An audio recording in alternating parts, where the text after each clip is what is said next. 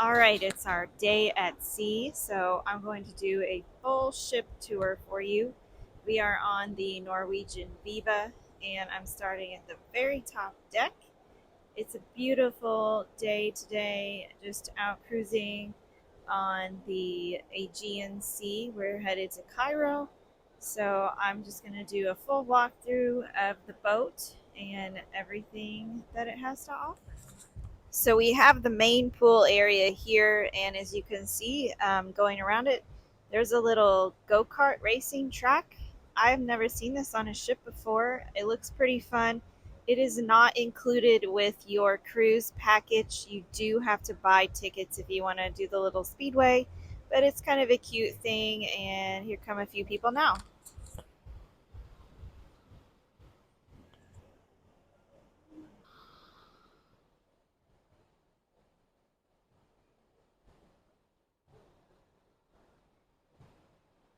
This boat also has a couple of water slides and like a wave type pool, and it shoots you out into this fun little spiral thing. I'll be trying that out later, and I hope I can take my GoPro so you can see what it's like.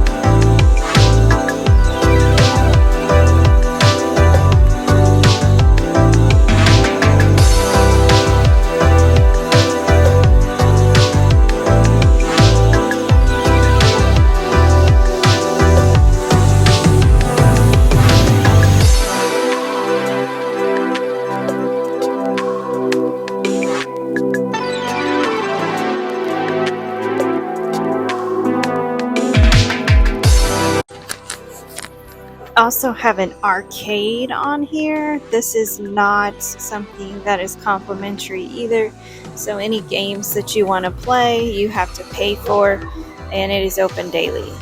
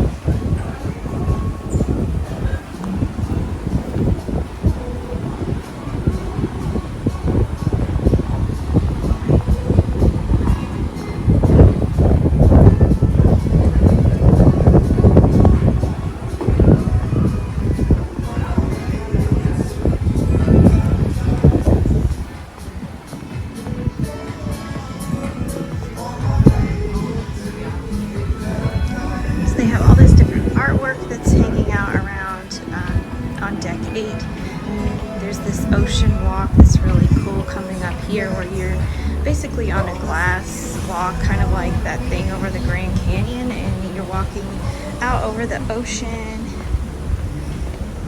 It's connected to different food halls. Those are complimentary dining, and they're just inside. There's shops in there as well, and I'll show you those, but we're just covering the outside of the boat right now. On this level, you can actually walk around the entire ship. I've seen some people out here running, so it's a nice little exercise area. They do have gyms. Most of the classes you have to pay for. There are a few freebies, but if you just want to get some exercise on your day at sea, this is a good option for that.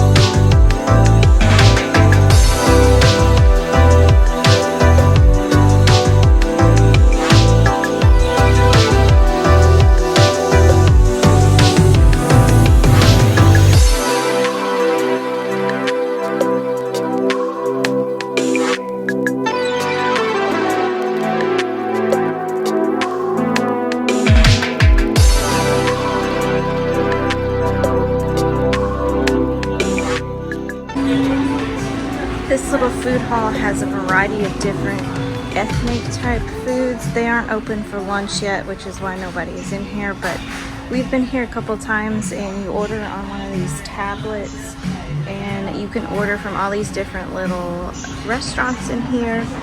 I really like this one. They have their own ovens for naan, and it's just really good options, something for everybody.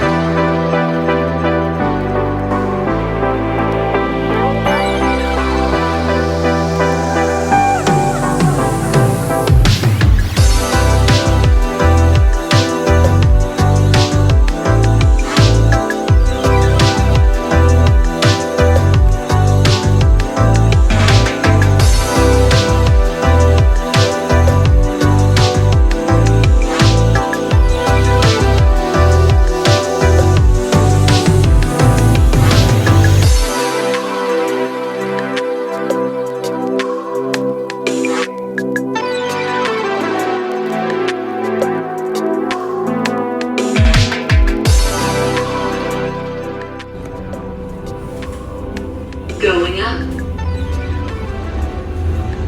This feels like Star Wars to me. We're headed up to 18. Alright, so deck 18 on the starboard side is where you get onto the Speedway. There's a slide down there.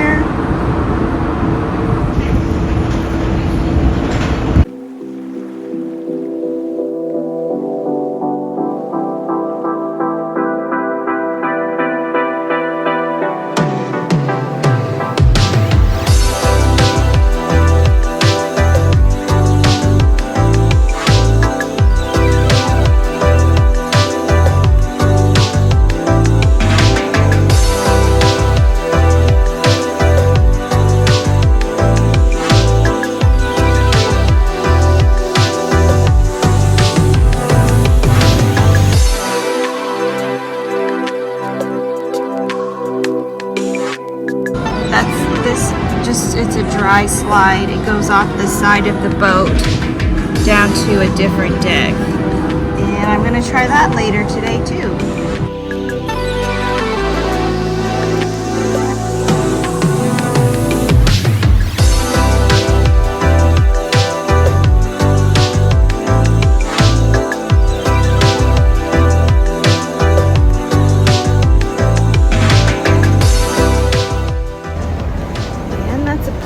Good detailed look at our ship, and I'll make sure that I put in what our room looks like. It is not made up today just because we're spending the day at sea, but whenever we leave tomorrow for Alexandria, I'm going to have our room steward clean and make up the bed, so I will give you a room tour and put that here at the end of this video.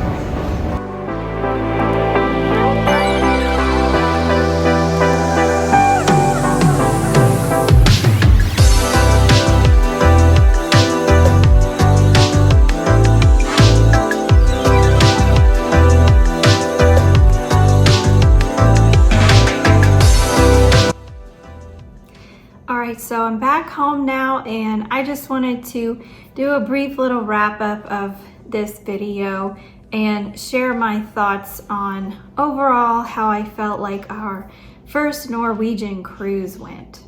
This isn't the first time that I've ever cruised. I've only cruised with Princess before. I've been on 3 cruises with them and typically pretty brand loyal to them, but this itinerary for Norwegian was what I was looking for, and I didn't find a lot of other cruise ships that went to Egypt, and that was definitely a selling point for us whenever we booked this trip.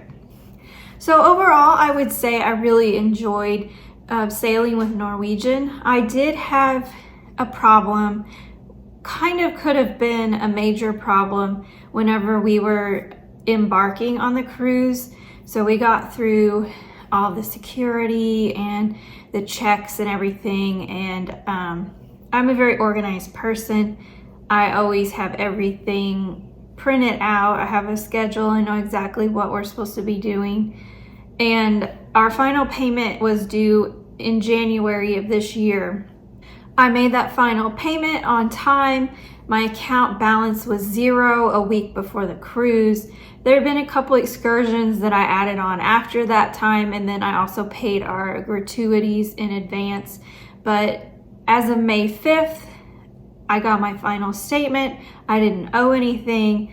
I saved that. It was in my email, which I'm glad I did because I needed that. However, when we got to the point where the person working at Embarkation desk was scanning your cruise admission tickets, my husband scanned just fine, and then she took mine and my passport, and she did some stuff on the computer for a while, and then she said, "I'll be right back." Well, we waited and waited and waited. I would say at least 5 to 10 minutes went by, so it was quite a while, and it always makes you a little bit nervous when something like that happens. She tells me that my account has a balance due on it, and I said, "What for?" And she said, I'm sorry, I can't tell you that. I can't look that up, but you owe $1,500. And that's kind of a lot of money. So I was pretty shocked about that.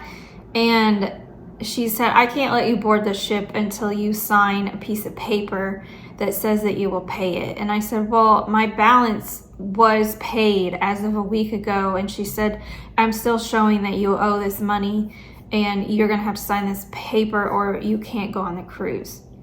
So obviously I signed the paper because I'm in Istanbul. It's taken us 17 hours to get there. I am not gonna miss this cruise over an error on Norwegian's part. So I signed this thing. She writes me a little invoice. She gives me a copy, and she says, "You can go to the customer service desk and they can check into it for you, but you will have to pay this at the end of the cruise." So we get settled. I decide I'll go down there and check this out. And this is where things get kind of confusing and complicated. They don't show that I owe anything.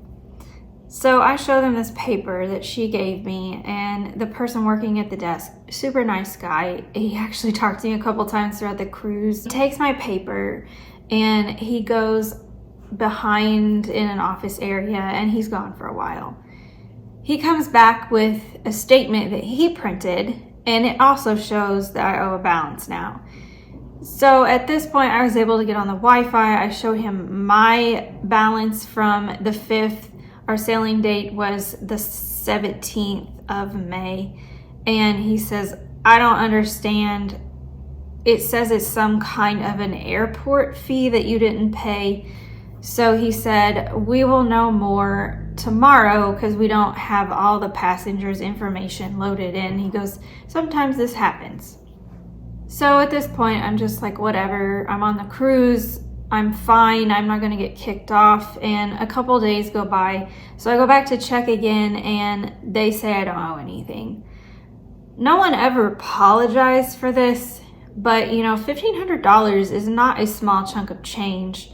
And that's kind of a huge error, a huge glitch in my opinion. And the fact that they thought I needed to pay it before I got on the boat or they wouldn't let me on the boat. That was a little, that was not exactly great, I thought, on Norwegian's part, but it all ended up okay. I didn't owe anything. I knew I didn't owe anything. And also there's a disclaimer that says if you don't pay your full balance by that date, your cruise would be canceled. So it made no sense to me why it showed I owed something. We booked an excursion of Istanbul that day, so I owed that after I got off the cruise, but in total I bought a couple drinks and my balance ended up being under $100 whenever I finished the cruise. So that was something I did not appreciate or care for. Maybe that's not something that happens, but I just thought it was a little strange, and also kind of an odd comment that the person said, oh, sometimes this happens. I feel like as big a cruise line as Norwegian is, something like that shouldn't just happen. But who knows, there could have been some sort of glitch at the embarkation port, but it all turned out fine. That was just one thing that I didn't really care for. Everything else, I thought the food was great. I really liked the food hall and the different types of cuisine that you could order there. We did eat at the nicer dining rooms. I didn't really like the food as much as the buffet or the local grill or the Indulge food hall. Our stateroom was really nice. I felt like it had the biggest bathroom that I've ever had on a cruise ship. You could actually move around in the shower, and the bed was comfortable. Our stateroom attendant was super friendly and nice, and we didn't need him to come every day, so we just had him come every other day, but he was always asking in the hall if he saw us, if we needed anything, and I felt like all the servers and their service was exceptional as well as guest services, because I did have to talk to them a couple times. I will say that one thing, they don't really have shops like a shop where you can go get sunscreen or seasickness medicine or pain reliever. They have these medical vending machines around the ship, and I needed something out of one, and it charged my card twice and it did not give me a product. They took that off, no problem, but that was kind of annoying. She referred me to another one on a different level of the ship, and that one seemed to work okay, but that was another thing that I thought was kind of glitchy. Sometimes with the excursions, it was a little unclear when you had to meet off port. When we got to Mykonos, we got there pretty early and we had quite a bit of time before our excursion. So we just went into town. It was right there, very walkable from the ship. But it was confusing as to where you were supposed to meet your tour guide. It seemed like there were other ships there and other tour guides, so we found who we were looking for, but there were a couple times like that with the excursions where it was kind of confusing exactly where you should meet. The final kind of negative thing, we booked our transportation from the airport to our hotel because we went a day early. And then we also had a transfer from the hotel to the ship. When we got through customs in Turkey, there's a big area where you go, and it said it would be outside luggage. So I had to check my bag at the Chicago airport because Lufthansa, I think I'm saying that right, the airline partner for United, didn't have big enough bin space, and they made me check my bag. That didn't cost anything, so that wasn't a big deal. The only thing there was the tight connection, but everything made it, and that worked out okay. That wasn't anything on the cruise line. That was the airline. But once you get through baggage claim, it looks like you're leaving the airport. So I was kind of confused as to where to go to meet someone from Norwegian, because the instructions said you will meet a representative from the ship. So we saw some different cruise lines had like in airport desks, and I think Viking was there and there was another one, but we couldn't find anyone for Norwegian. So we walked back and forth several times, and I asked a few people that worked at the airport. We had a bit of a language barrier, and I also felt like they didn't want to talk to me, so I couldn't find out any information where I was supposed to go there. I don't know Turkish. My phone wasn't wanting to work, so I couldn't use Google Translate. But finally, we walked past a man that was from a tour company, and he goes, "Norwegian?" And I was like, "Yes." And the cruise line had booked like a vendor that was going to take us to and from these places. They just didn't tell us the name, so we didn't really know who to look for. And that's something that I would say they could improve upon. Maybe just having a little bit clearer instructions, like exactly where the meeting point would be.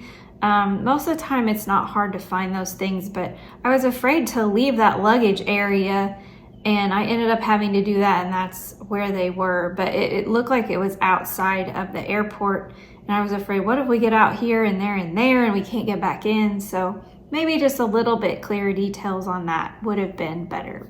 Overall, like all of our excursions, I thought were pretty good. Mykonos wasn't quite up to what I thought it was going to be. It was scheduled as a 3-hour thing, and it took us about an hour and a half. But we had lots of free time, and it was very easy to find things there. Our excursions in Egypt, we had an armed guard on our bus both days.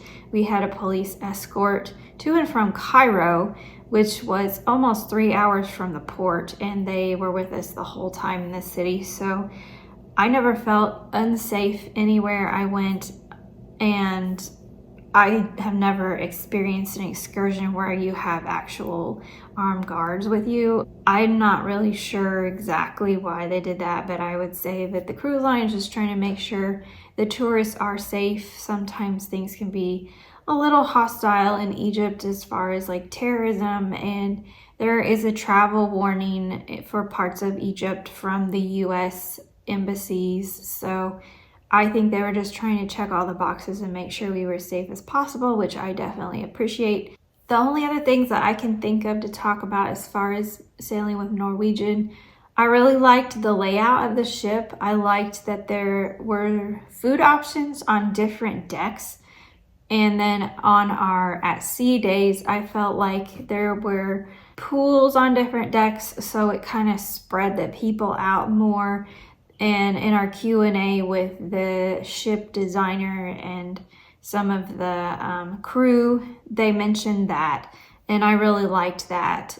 I also thought the entertainment was great. Production of Beetlejuice, the production level was fantastic. I thought it was very well done, very exceptional for a cruise show entertainment. And the games were fun. I do think that they could have had some more like events like that in the main theater for our days at sea. They didn't do that, and I thought that was a little odd. I thought overall everything went really well with the few exceptions that I pointed out, and I've bookmarked a few cruises I would do in the future with them. I don't know that I would go like next year or anything. They are pricier than some other cruise lines. Everything that we did was worth the value that we paid. And you know, that kind of trip is what you make of it. You've got your base rates, and you can add on excursions. You can choose to book specialty dining where you pay for the food, or you can just go to your included dining. And as far as I'm concerned, they had a lot of amenities. There was a Starbucks on the boat, plenty of drink options that were not like soft drinks or alcohol. They were complimentary. You had flavored waters, and you did have coffee and teas. So overall, I mean, I think it was a really good experience. And I just wanted to jump in. We've been home for a couple weeks now, and add this on to the end of our ship tour, just some honest feelings about Norwegian. So I hope that you are enjoying my vacation series. Yeah, so thank you for watching, and if you've got questions for me about anything that you saw on this ship tour or anything that I mentioned in this little wrap up, just leave them down and I will respond to you. I always try to respond to comments. So as always, thank you for watching, and I will see you in my Egypt video. Bye.